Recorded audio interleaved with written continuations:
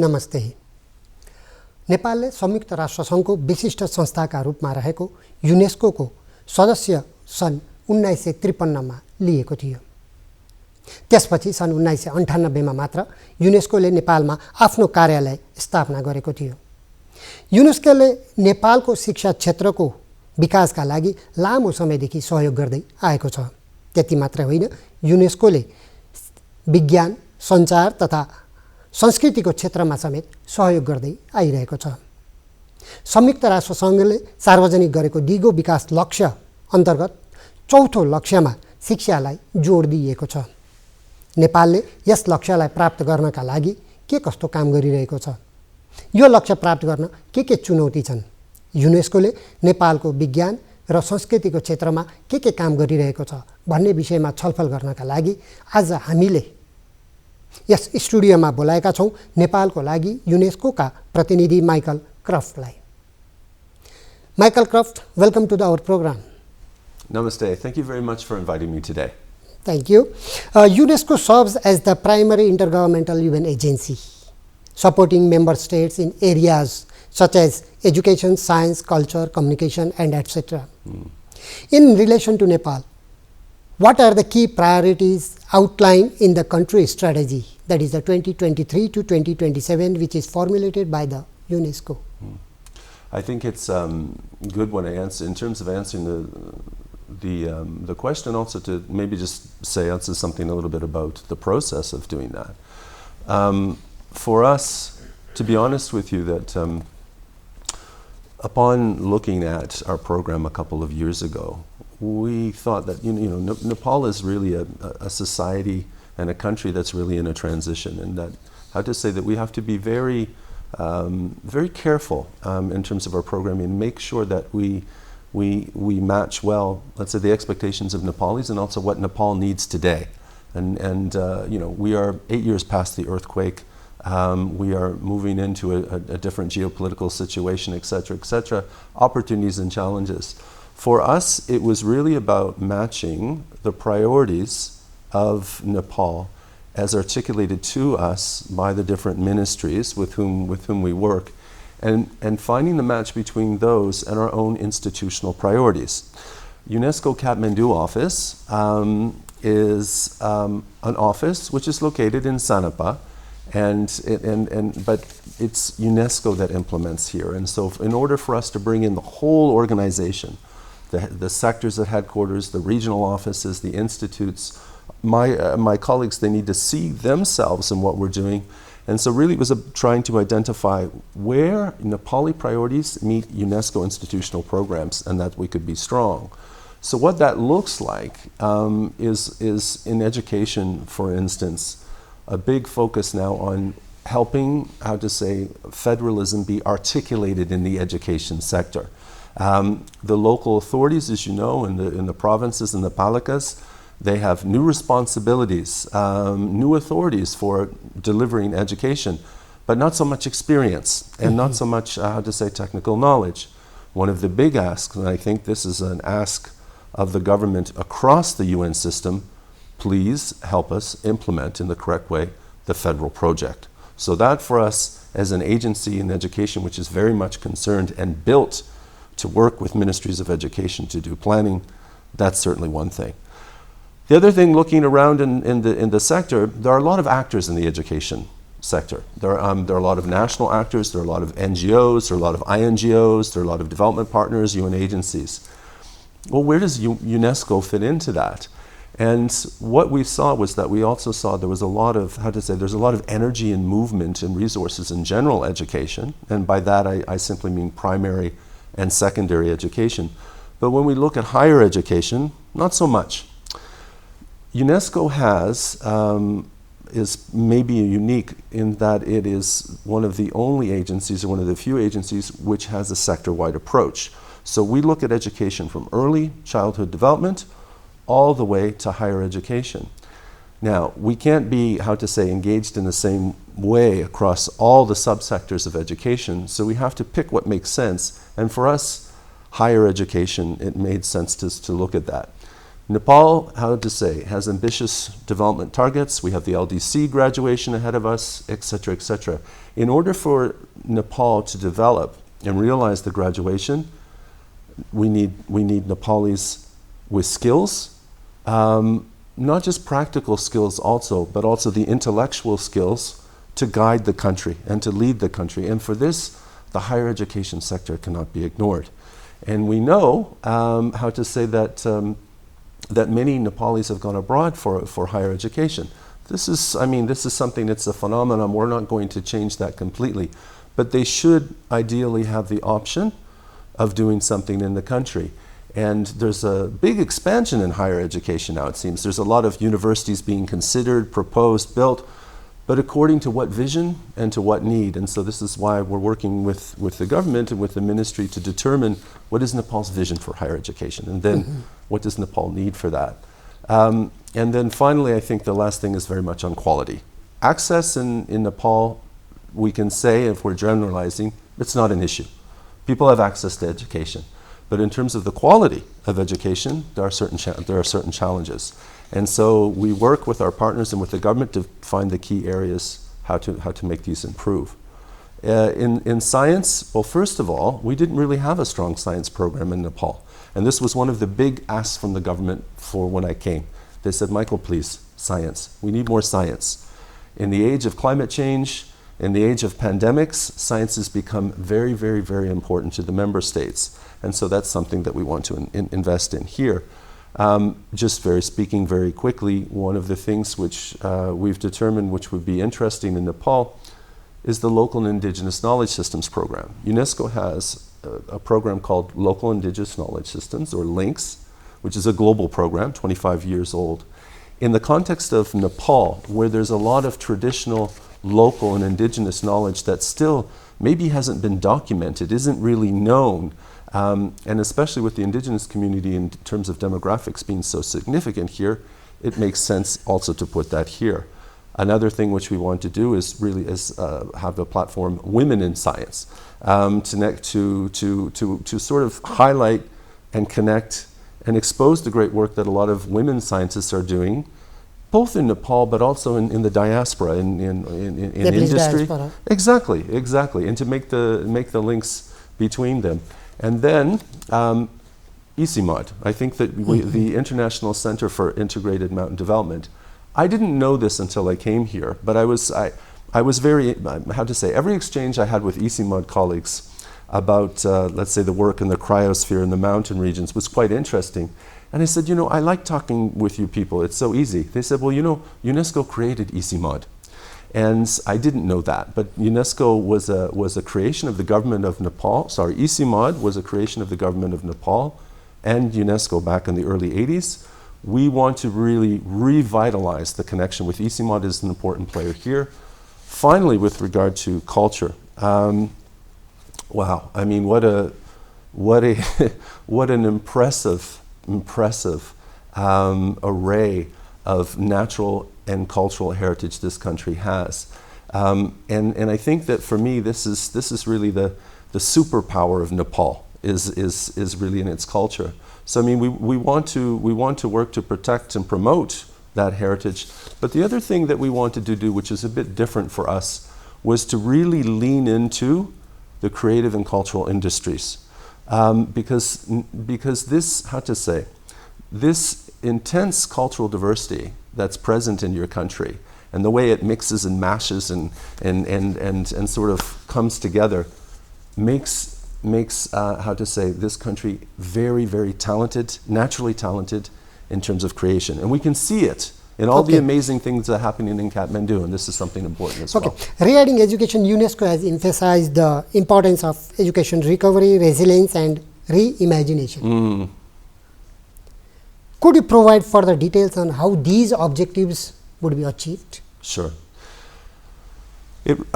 I would say that, as I mentioned before, there's a lot of things happening in education. A lot of actors doing a lot of important things. Some big, some small, some medium.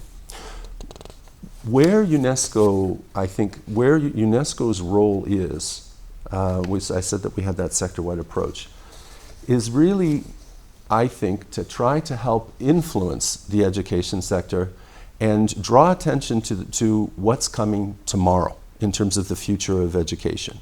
And so UNESCO a few years ago commissioned the Future of Education Commission at the global level to discuss the way that education is changing, especially due to digitalization and globalization, and what this means for all aspects of education.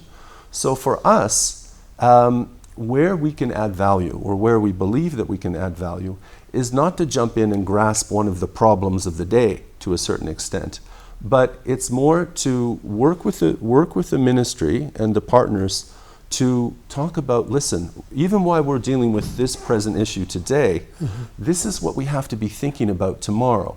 And so what we're trying to do, I guess you could say, is to influence the sector to think a little bit about, even as they're working on today, because tomorrow is built on today. They have to have a view with what's coming. And so for us, I would say that the focus is this future-oriented focus, also to demonstrate, so not to just be theoretical and sort of come to the ministry with reports on the future of education and this and that, but also to work with the ministry and the different levels of government to have pilots to demonstrate what it is that we're talking about, and with these pilots have that sort of practical evidence that's needed to influence the rest of the sector. So that's, if we talk about this reorientation, reinvigoration, and reimagining, that's what we're talking about. Okay. You have said all those things, but what are the challenges you see for the quality education? That is the main issue of the Nepalese education system. How do you see it? Quality. I mean, the quality and relevance of education in one way or another is an enormous challenge across the globe right now. Why? Because knowledge is changing so fast and skills are changing so fast that the education systems that were how to say conceived of in the 20th century can no longer, they can't keep pace with this. They're being depassed by the developments in digitalization and delivery. So this is an issue for all countries, we have to say. In Nepal, I think it seems to be a little bit particularly acute because there just simply was so much focus on access, which was correct, but but perhaps not thinking so much about what it would mean in terms of quality. And here one has to see, I think, a much better connection between the government and the private sector, but also civil society, in finding a consensus about what good education means. And that's not always easy, but then actors like UNESCO are there to facilitate that sort of conversation. But it also means, I think, having Nepal more active in regional and international forums that are discussing education, sharing the Nepali experience and sharing the Nepali observations, and then also sort of benefiting by what's happening elsewhere. And especially, I mean, to a certain extent in the region. It's not always the best thing to sort of compare ourselves to, let's say, a global. There's many people from many different countries, for instance, going to Scandinavian countries or North America or Europe and trying to find the right answer. I mean, if I can use the example of Germany, which is, is a technical and vocational education powerhouse and is recognized as a world leader in this, we also have to remind ourselves that the reason that Germany is like that is because also of particular sort of historical and cultural aspects as well. It wasn't that Germany just made a policy decision to be like that. They were built, and their history and their culture and not allowed them to do this. So also too, we have to be, the quality is not always as easy as it sounds, because you just can't pick and choose. Nepal has Nepali culture. Nepal has Nepali society. And what quality means and relevance means for Nepal is going to be different than it is in Scandinavian countries. But the government agency, that is the Education Review Office, that publishes the report every year, that shows the students of the class 5, class 8 student, their result is very poor. Yes. Yes, it is below the national average Yes. of the most of the public schools. Yes. In that sense, what do you see about the quality? Well, I think Whether we can say that that is the quality or not. Yeah, I think I don't want to, I'm at risk of overstating this as an issue, but recently we worked with UNICEF and some other partners and also the ministry to come up with a report on mother tongue instruction in Nepal, Yes. for instance. And the report was very, very clear. Now, what I'm not remembering so much was in terms of the statistics, in terms of the number involved, but talking about the fact that children who do not learn, at least in the first few years, in their mother tongue, will be left behind. They struggle so much with different issues, and we know that the education system is not, and how to say education management and the way teachers are deployed is not necessarily aligned to take care of that. The legislation in the Constitution is clear. Clear, yes. It's very clear about the right for this, but practically how to do it. And There is a problem in the implementation. And I remember thinking, when we went there, I said, you know what? This may be one of those problems that is hiding in plain sight. That we may be looking we almost may be looking too hard to find out what are the key factors which are impacting so much on quality. You know, I'm not saying that it's everything, but one thing that may not have been discussed enough is language instruction and the instruction in language. That in itself may be a huge structural issue in the education sector that's holding a lot of other things back. I think we need to have a little bit more research and a little bit more information on that, but certainly I would say that for myself and the other people who were present in that discussion, it was really eye-opening, because you almost don't have to look for anything else. You have the vast various developing countries experience, including Vietnam, which has undergone rapid economic growth. What key strategies have you observed them adopting for development? Is it the education is the important for those, whether they have changed in the education or they have changed for economic development, other things? I think you're right. I mean, we have to say that the education, Vietnam invests 20% of its gross domestic product in education, which is enormous. But then they get world-class results out of this. The other thing I think that is also important, and it's maybe not discussed as much, is what I would say is the country's vision and narrative. The Vietnamese have been very clear, and because of their history, they've had to have been very clear about articulating a narrative for the country. Who are we? What do we stand for? What did we believe? And how do we see ourselves in the role? It's a bit of an intangible. I mean, all countries have development plans and policies and all these different things written up.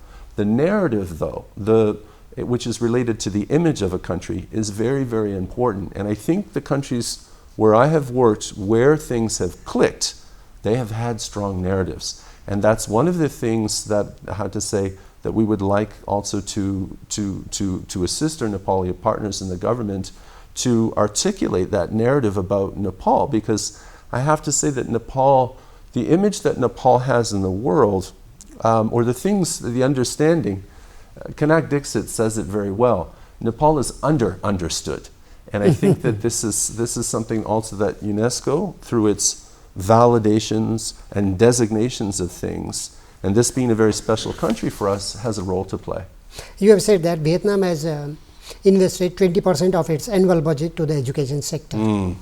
Can Nepal also afford to allocate 20% budget for the education? Oh, I don't know. I mean, 20%, how to say? I mean, I don't work for the Ministry of Finance. Yes. You might get a... what is your... But I think, how to say, there is no doubt that education is it's the enabler of development progress. All countries have to balance between competing needs, and all countries work in different contexts. Could education be further prioritized? I mean, yes, of course it could. But we know from practical experience that this is often a difficult decision for governments who have to balance between competing interests, and sometimes the interests are political, and sometimes they are short-term, and it's always a challenge to get education in terms of what its need. But then the other thing is that for Vietnam, I could say that although they spend a lot of money on education, how efficient is that money spent? Now that may be something where Vietnam could improve. Okay. So it's, then yes. In the last, we are going to close. Please. In the end of the interview, what did you suggest with your experience? What should Nepal do for improving the education of the Nepal? For the improving the education of Nepal. I think really that it's about, how to say, it is really about not having a fractured approach. That what I mean to say by this is that there needs to be a consensus between the government, between the private sector, and civil society on what is needed. If one of those, let's say, constituencies cannot decide for the other in a way, and that we need to find, how to say, the opportunities to have, I would say, discussions about what Nepalis expect and require from education. This is something that we're doing in higher education now, to have this visioning exercise, to pull in the different actors and say, what does Nepal want? From first of all, where is it going? What does it want from its higher education system to be able to get there? And then how can we work together to do that? So what did you say? That there is a lack of the vision of the Nepalese education system? Do you think so? I think that in terms of higher education, certainly I think that it's been a while since there was there's a visioning document or guiding strategy for higher education in Nepal. I mean, the ministry has its plans, but those are sort of, to a certain extent, a little bit more management, and that's why the ministry we're working with the ministry, because the ministry has said, listen, we're happy that there's a lot of more interest in higher education. We're happy that this is getting attention. We're happy that, for instance, provinces and other partners want to construct higher education institutions. This is all good, but according to what vision and what plan? And that vision has to be articulated. That has to be a Nepali vision, articulated by the government, and the plan has to be a government plan, because the government has the authority for the development, of course, and the other actors need to. Everything that they're doing needs to be done with a view to that vision and that plan. Yeah. Okay. Thank you, Michael. Thank you for coming to this program and sharing your ideas and sharing about the views of the UNESCO in this program. Thank you. Thank you so much. Thank you. It's been a pleasure. Thank you. आदरणीय दर्शकवृन्द, आज हामीले नेपालको लागि युनेस्कोका प्रतिनिधि Michael क्रफ्टसँग युनेस्कोको नेपालमा रहेका गतिविधि, नेपालको शिक्षाका सम्बन्धमा युनेस्कोको धारणाका बारेमा छलफल गऱ्यौँ। आजको लागि यति नै। अर्को साता हामी फेरि शिक्षा क्षेत्रकै अर्का व्यक्तिसँग बसेर यसरी नै छलफल गर्नेछौँ। त्यतिन्जेलसम्म म रविचन्द्र पराजुलीका साथै स्टुडियोमा रहनुभएका सम्पूर्ण प्राविधिक साथीहरू सबैलाई बिदा दिनुहोस्। नमस्ते।